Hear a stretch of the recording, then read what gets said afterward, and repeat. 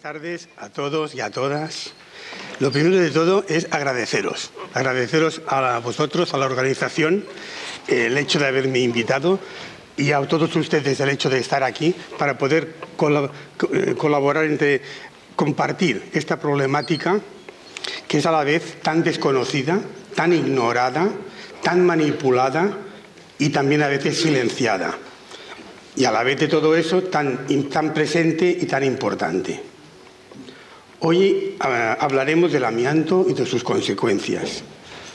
La intención final de mi charla es de que conozcáis mejor esta patología y su realidad actual aquí en vuestro término municipal, sin olvidar que es una problemática de alcance mundial y que era y es una tragedia universal completamente evitable.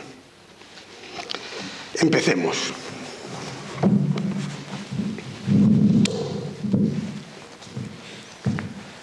El amianto y las patologías relacionadas con el amianto.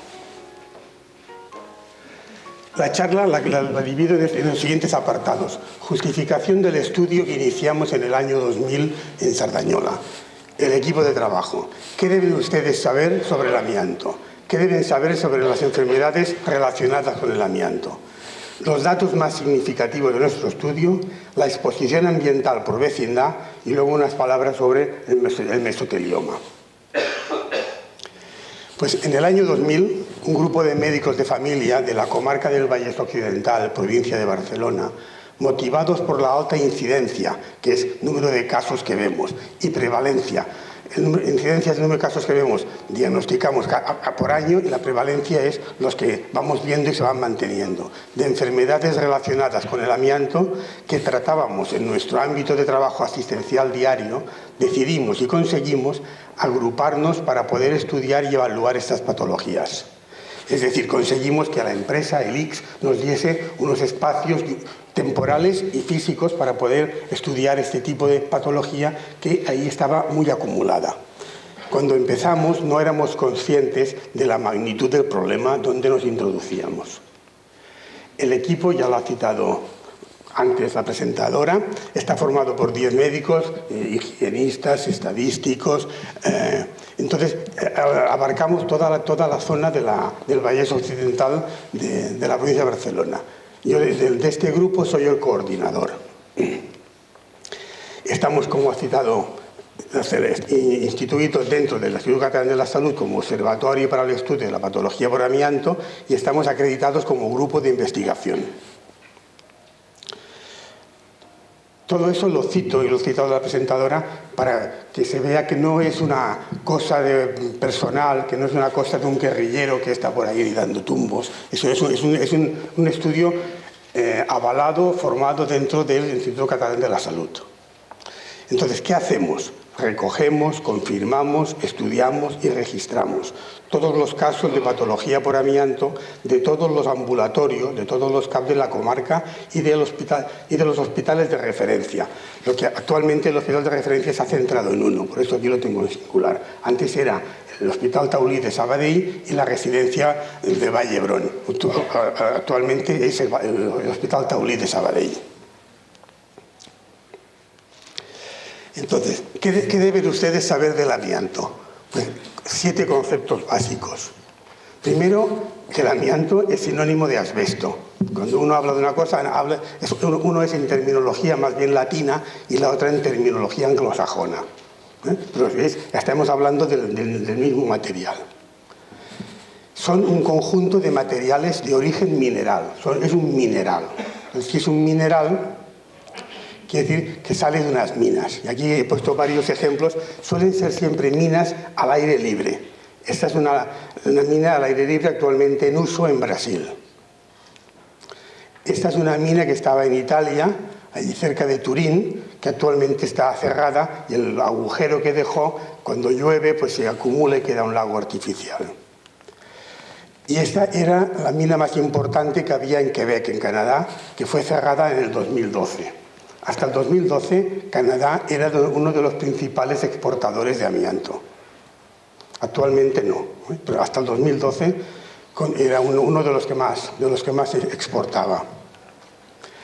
Entonces, tercero, es un mineral de aspecto fibroso que se agrupa en dos grandes categorías, en las serpentinas y los anfíboles. Las serpentinas es el crisotilo, el amianto blanco, y los anfíboles son la crisotolita, sobre todo el amianto azul y el amianto marrón. Normalmente se distinguen por los colores en un lenguaje habitual. Entonces sería la composición química de ellos, y que son silicatos complejos, siempre con componente ferroso. Unos tienen las fibras onduladas y los otros tienen las fibras rectas. Entonces, hay mucha literatura que quiere fundamentar de que el amianto malo es el amianto azul y que el amianto blanco no es patogénico, pero todo esto no es cierto. Todo tipo de amianto puede causar todo tipo de patología relacionada con el amianto. Entonces, ese es el aspecto que tiene el amianto blanco cuando se extrae de las minas. Y cuando queda pasado por un molino para que quede en forma de polvo, que es como se utiliza, para mezclarlo con otros materiales. Este sería la crocidolita, el amianto azul. En el Estado español no había minas importantes. Por eso podemos aceptar que todo el amianto utilizado fue importado. Solo hubo un estudio minero aquí en la provincia de Málaga, entre Marbella y Fuengirola, pero que no era comercialmente importante y se dejó de explotar a poco tiempo. Al ser un material fibroso, fácilmente se desmenuza en fibras macro y microscópicas, que al ser respiradas llegan circulando por las vías aéreas hasta los bronquiolos más pequeños, y allí quedan atrapadas dentro del pulmón, donde serán responsables de su patología. Son nocivas para todos los mamíferos. Esto sería una fibra dentro del pulmón y el intento del cuerpo humano de bloquearla, provocando estos anillos fibrosos a su alrededor. Entonces, saber que 1 centímetro de material de amianto da lugar a 600.000 fibras microscópicas. 1 centímetro de material da lugar a 600.000. Saber que está prohibido su uso en el Estado español desde el año 2002. El primer país que prohibió el amianto fue Islandia en el 81, en 1981. A raíz de que la OMS ya declaró el amianto como un agente cancerígeno de primer nivel, del mismo nivel que el tabaco, por ejemplo. Eso ya lo hizo en el año 77. Vale. Entonces, para hacernos una idea de la bestialidad que hay en el mundo del problema del amianto, hay que pensar que hasta el año 2010 había 200 millones de toneladas de amianto extraídas de todas las minas mundiales y repartidas por todo el planeta. 200 millones. De los cuales 2,6, es decir, 1,3% de todo, vino al Estado español. De el 9% vino a la localidad donde tenemos el estudio en marcha nosotros, en Sardañola. Entonces, si sabemos que en el Estado español el 76%, es decir, 2,1 millones de toneladas de todo el amianto importado se utilizó para la fabricación de fibrocemento, pensar que el amianto tenía más de 3.300 utilidades industriales. O sea, era súper necesario en muchos lados, muy importante. Pero donde se usó el más del 76% fue en fabricar fibrocemento, que es el tema que nos ocupa hoy aquí. Conociendo que el amianto constituye de promedio un 10% de fibrocemento, se deduce fácilmente que hay 21 millones de toneladas de fibrocemento envejecidas y repartidas por todo el territorio español. Y recordar, para acabar de ver la magnitud del problema, es que la vida media de estos materiales viene a ser de unos 30 a 40 años, que a partir de esta edad empieza a desestructurarse, a romperse y a liberar fibras. Entonces, las fibras de amianto del fibrocemento se pueden desprender y movilizar por distintas causas. Unas son por manipulaciones en los medios adecuados, A veces es peor el remedio que la enfermedad. Luego se pueden movilizar por movilizaciones accidentales, por factores meteorológicos, el frío, el viento, el calor. Luego atentados, como las Torres Gemelas de Nueva York. Hoy en día está hecho el estudio de la cantidad de bomberos que morirán dentro de unos años por la inhalación masiva que tuvieron durante los 2 o 3 primeros días después del atentado. Las Torres Gemelas estaban construidas en los años 70, años 80, que eran la época en donde el amianto tenía una utilidad industrial tremenda.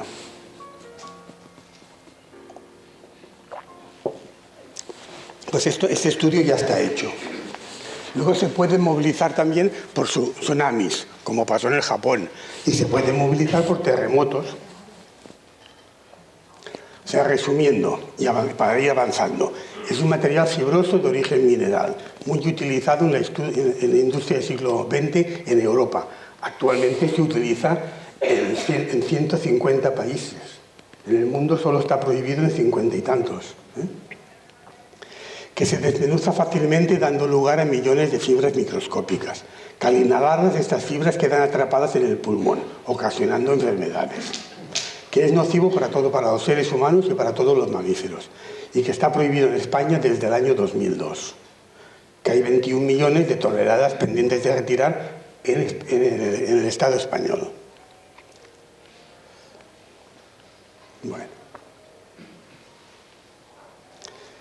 Esta es una imagen, para los que estamos metidos, muy típica, muy racional de las placas pleurales de un paciente, que yo la utilizo como base para poner qué deben ustedes saber de las patologías relacionadas con el amianto. Pues vamos a ser muy concretos, que son enfermedades siempre adquiridas por vía inhalatoria. El amianto está demostrado que es patogénico, que provoca enfermedad siempre que se respire. No está demostrado que bebido, tragado, ocasione problemas. O sea, el amianto a día de hoy es un problema de vías inhalatorias, del aparato respiratorio, que tiene dos tipos de enfermedades. Puede tener enfermedades crónicas y enfermedades cancerígenas. Las enfermedades crónicas, en principio, son dosis dependiente, y las cancerígenas, veremos más adelante que no tienen por qué ser así. Las crónicas pueden ser los engrosamientos pleurales y la asbestosis.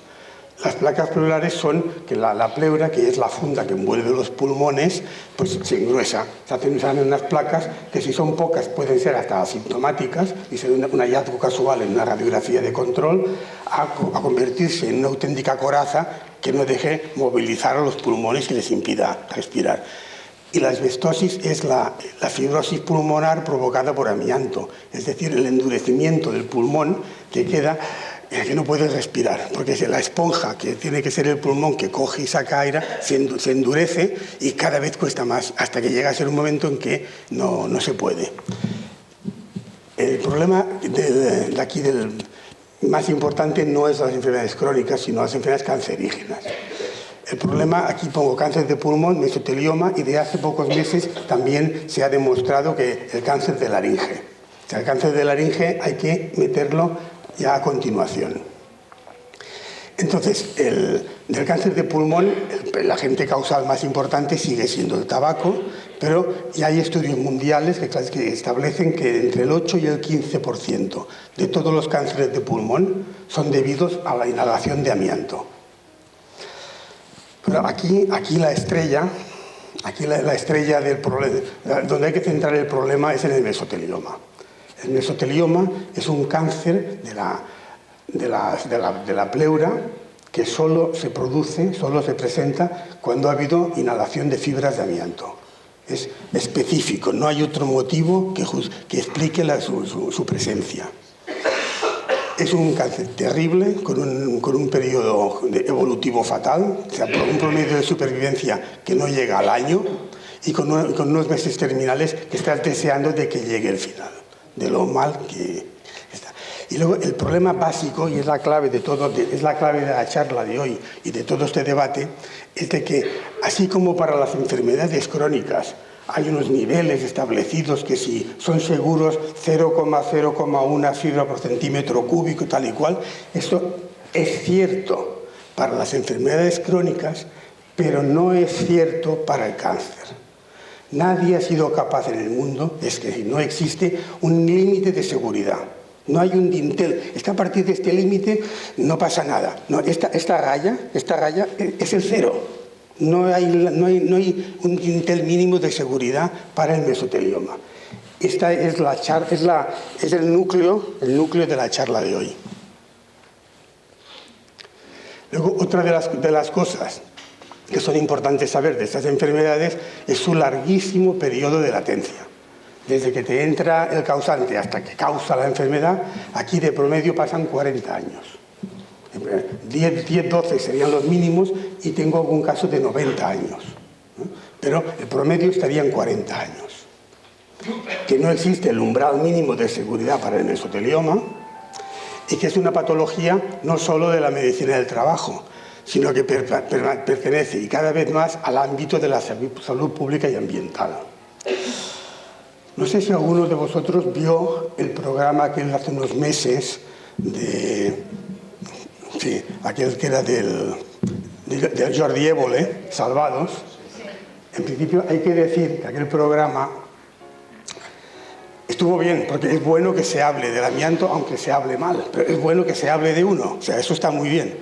Pero lo malo de aquel programa fue subliminal. Si los que lo visteis recordáis que al final presentan unos casos de Bazán, del Ferrol, luego se van al Brasil y al final termina el programa diciendo un señor, un ex trabajador que está allí sentado, dice, esto que está pasando en Brasil me recuerda a cómo estábamos nosotros hace 30 años. Este mensaje es falso. Este mensaje es mentira. O sea, la realidad del amianto es de que no es laboral, sino que, como veréis ahora, prácticamente el 40% de mis casos no son laborales, el 40%, ahora lo veremos, y luego no es una historia del pasado, me recuerda cómo estábamos nosotros. No, señor.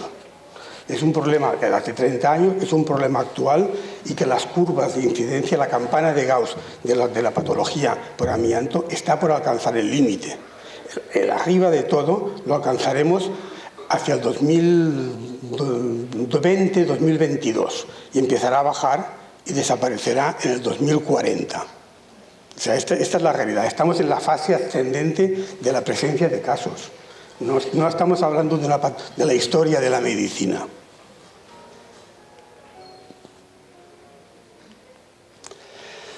Venga, vamos a esto. Fuentes de la exposición. ¿Cómo uno puede contaminarse por el amianto?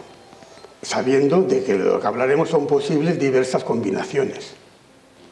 Uno puede porque trabaja con el amianto. Y no trabajaba con las condiciones previas, no trabajaba, se puede contaminar. Pero luego hay convivencia, vecindad y ambientales, que son causas no laborales. La convivencia es el familiar que vive en casa con uno que trabaja, que llega a casa cada día pues con sus fibras cargaditas en su ropa normal, en el pelo, en la ropa, y especialmente el fin de semana cuando te lleva el mono de trabajo a que su mujer lo limpie. Su mujer o dramáticamente a veces su hija mayor, porque de estos casos tengo un montón. Que luego se han contaminado por convivencia con un laboral, luego por vecindad al foco, y luego están los ambientales que no te explicas el porqué, que no llega al 0,5%. O sea, la inmensa mayoría están en los apartados laborales, conviventes y vecindad. Entonces, los datos más significativos del estudio que estamos haciendo en Sardañola, que es un estudio iniciado hace 15 años, pero que durará 30 años más, está abierto, está evolutivo.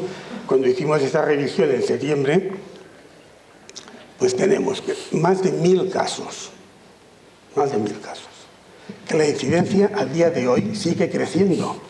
Y esta es la presencia de los casos cada año. Desde que empezamos a detectar casos, hemos ido registrando. Primero, en el año 2000, empezamos haciendo un estudio retrospectivo. Y tenemos lo que tenemos. Es insuficiente. El infrarregistro en estas enfermedades es brutal, es asombroso.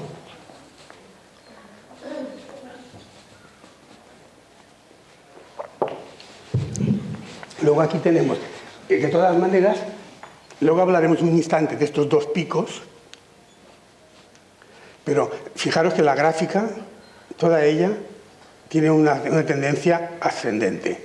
Actualmente de 40 a 50 casos anuales nuevos. Entonces, estos dos picos corresponden a dos fenómenos completamente distintos y muy fáciles de explicar. En el año 76, el comité de empresa de la empresa de allí, de Fibrocemento, harto de que no hubiese ningún caso laboral, hizo un pacto con el Servicio de Neumología del Hospital Clínico de Barcelona y hicieron que todos los trabajadores fueran a pasar una revisión a la contra de la del comité del médico de empresa. Y entonces, en esos 3 años que duró la revisión de los pacientes de entonces, pasó que de no haber ningún caso en los trabajadores a haber 277 casos. Y luego el segundo pico es el pico que corresponde a cuando se constituyó mi grupo en el año 2000. Empezó toda la gente de la comarca, oye, pues yo, mi padre, no sé qué, pues tráeme el caso. Empezaron a traer casos que estaban olvidados y diseminados, o sea, eso que se llama el efecto llamada. Pero dejando aparte los dos picos, lo importante es ver que estamos en la fase, estamos subiendo, no estamos bajando, cada vez tenemos más casos. Y pensar que el foco contaminante en Sardañola cerró en el año 1997. O sea, hace 20 años que cerró. Entonces, ¿hay algún peligro ahora mismo? ¿Hay más peligro en Sardañola? Pues no, no tenemos más peligro porque focos activos actualmente no tenemos ninguno.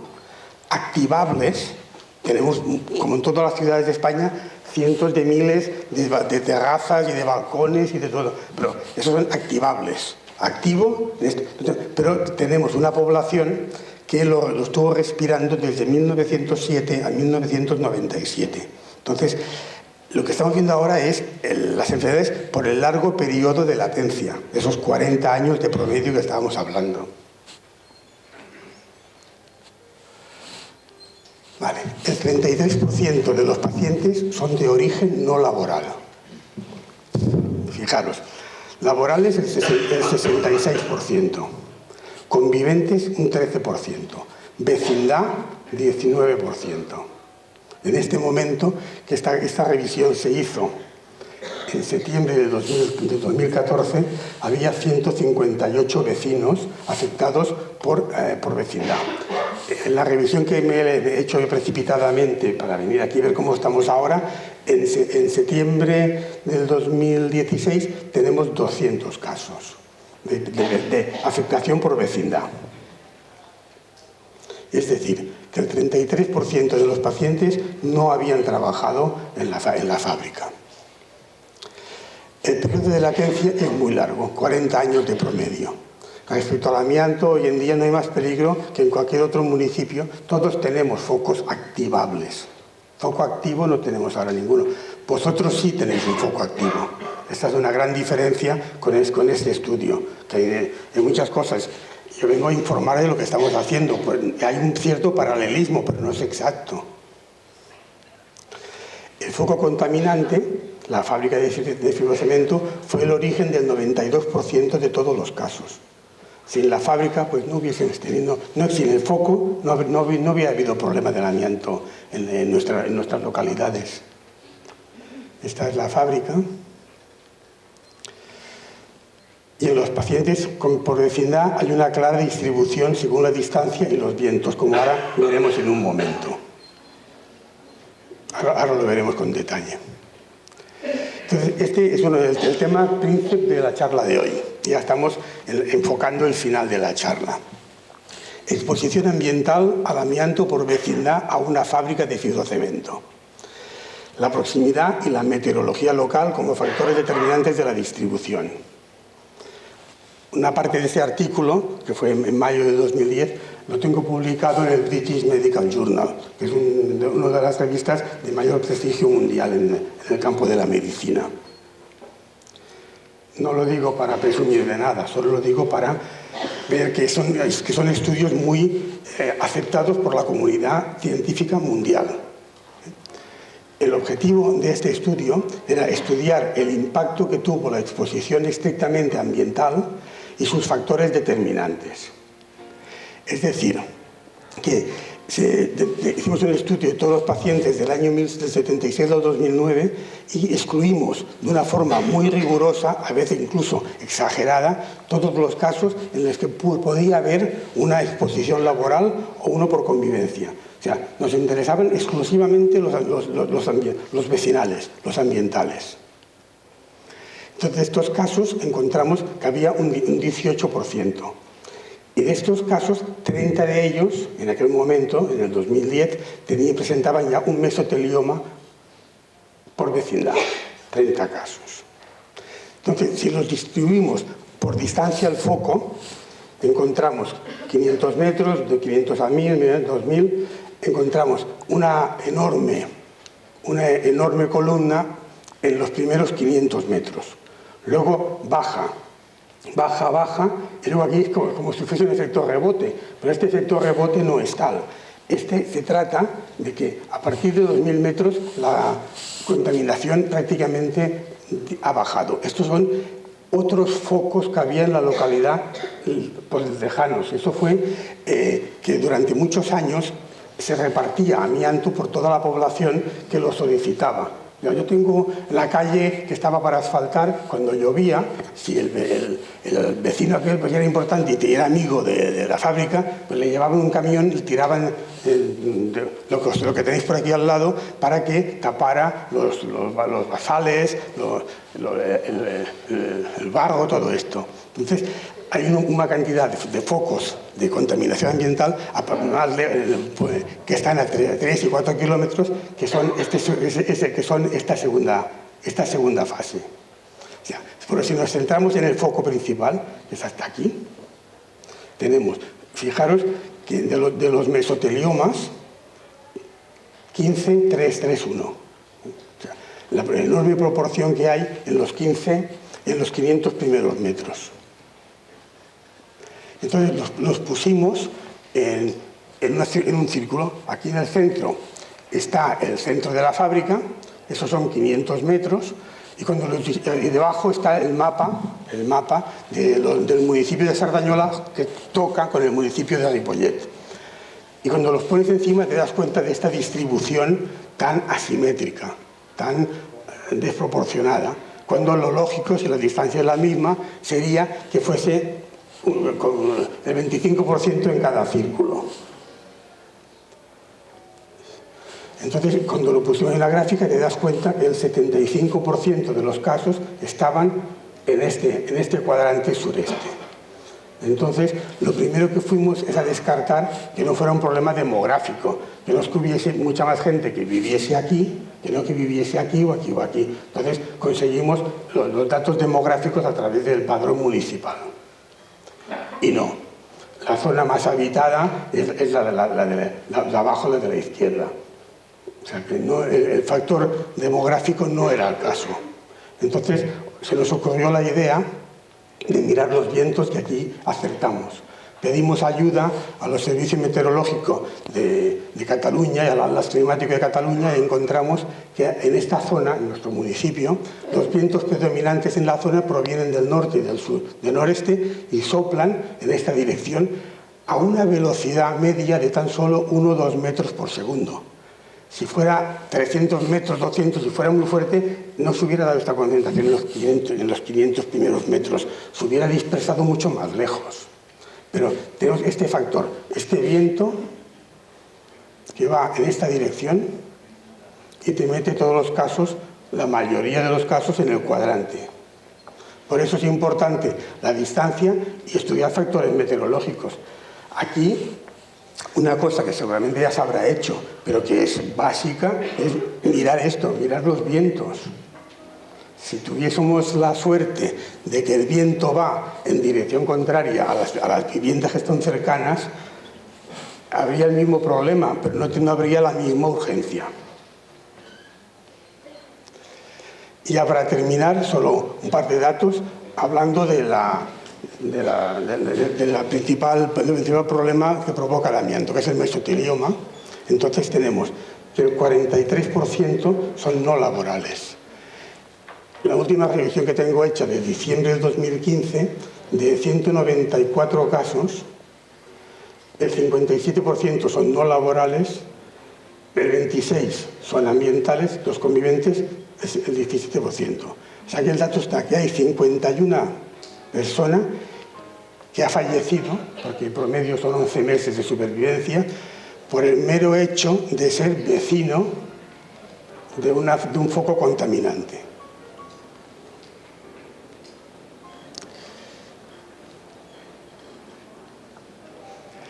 Y entonces solo presentaros la estadística global de los mesotelioma, que es lo que os estaba diciendo. Estamos disparados para arriba. No es una patología del pasado, es una patología del presente y con futuro. No hemos alcanzado el máximo de la campana. Estamos llegando a la campana, pero no hemos alcanzado, estamos subiendo. Y si de esto vamos mirando, analizamos un pelín el tema de las gráficas, veremos que los laborales están perdiendo fuerza, están empezando a bajar, pero están subiendo los ambientales y los conviventes. Y la suma, estamos aquí. Y de momento paro aquí la charla y a vuestra disposición para todo lo que podamos comentar.